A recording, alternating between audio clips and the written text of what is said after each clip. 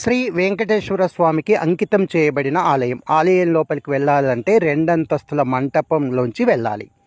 12-13వ శతాబ్దిలో శ్రీ గణపయ్య అనే భక్తుడు ఈ ఆలయాన్ని నిర్మించినట్లు ఆలయం లోపలి ఒక స్తంభానికి లిపి కనిపిస్తుంది.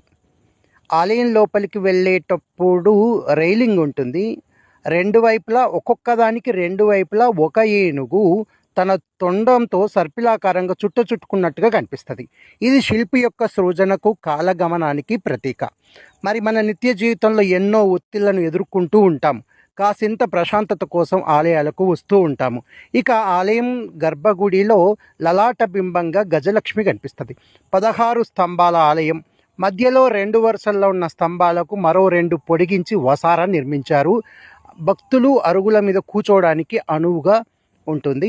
ఇది ఎక్కడుంది? చిన్నముల్కనూరు గ్రామం, చిగురుమామిడి మండలం, కరీంనగర్ జిల్లా పరిధిలో ఉంది. మరి ఇది మన చరిత్ర, మన సంస్కృతి, మన డిస్కవరీ ఛానల్. లైక్ చేయండి, షేర్ చేయండి, కామెంట్ రాయండి. Thank you.